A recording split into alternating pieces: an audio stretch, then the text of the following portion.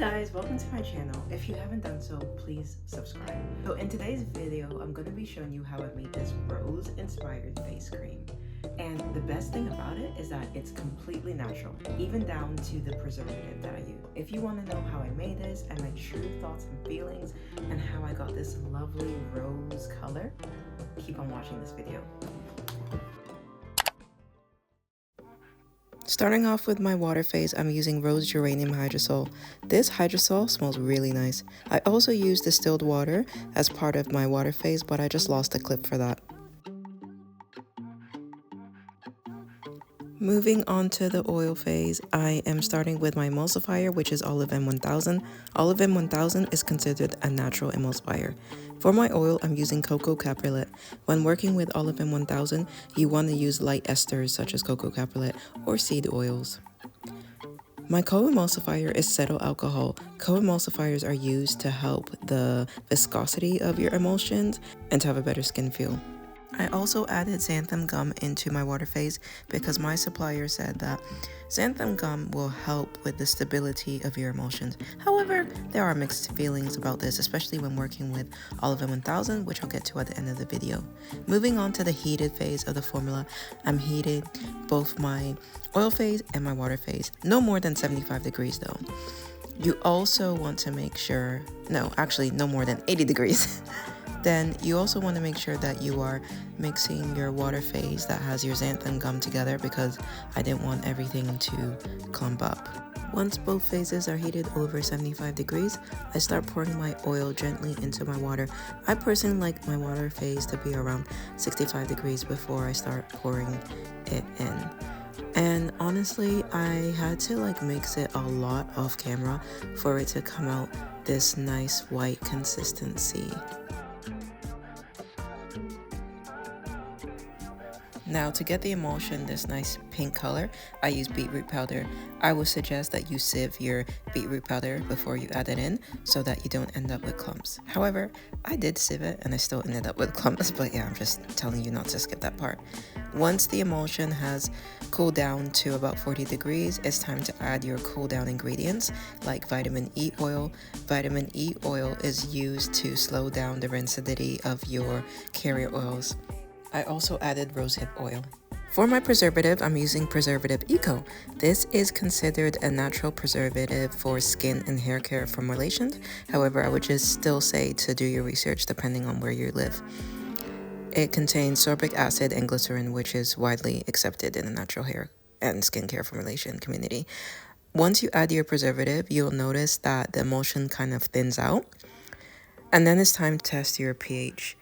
I add 1 gram of the product and add 9 grams of distilled water. Testing the pH of your product is essential because you want to make sure that it's in line with the pH of your skin, which is usually between 4.5 to 5.5, but again, this varies. I mix everything together and then I use my pH meter to test it. If you don't have a pH meter, you can use pH strip. When I took the pH, it was around 6, which personally I found it too high, so I began to lower it. I use 1 gram of citric acid, which is a pH adjuster, with 9 grams of distilled water.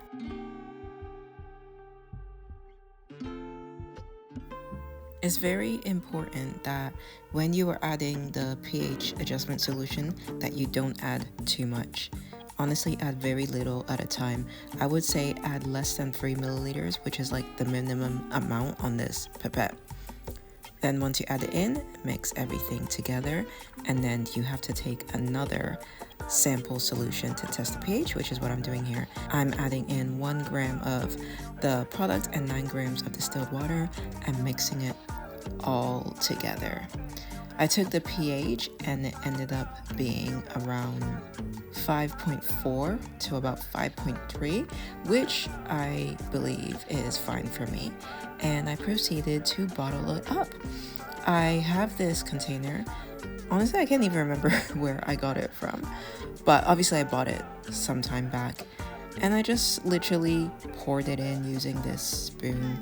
It's like a liquidy, kind of like yogurt texture, it kind of looks like yogurt, like strawberry yogurt. So earlier, guys, I talked about xanthan gum and Olivine 1000 and its mixed reviews, and that's because of soaping. Soaping is happening right now.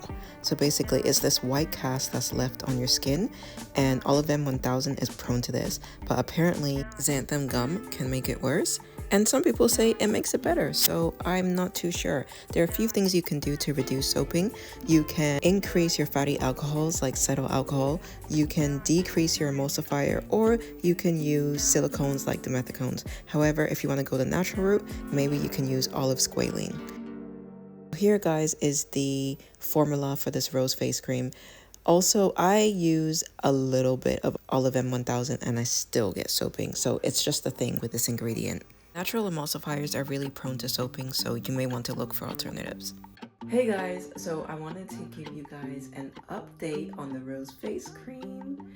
And honestly, guys, the update is I haven't been reaching for it. So basically, because of the soaping, it takes a while to like rub in your skin.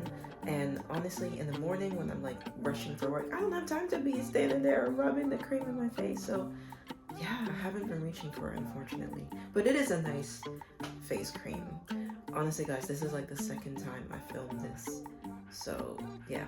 Anyways, I also wanted to give you guys an update on how the color of the face cream has changed, because I made it over like a couple weeks ago now, and I believe the color has changed. Whew. Apologies, my camera cut off. Basically, the color of the rose face cream has changed, so let me show you guys how it looks. Yeah, it looks like it has like these bubbles in it. I don't know what it is. If you guys know what that is, please let me know in the comments. Yeah, like bubbles, I have no idea. And also, I think it's like a little bit lighter in complexion than it was when I originally made it. But yeah, that's how it's changed a little bit. Thanks for watching, so stay tuned for the next one.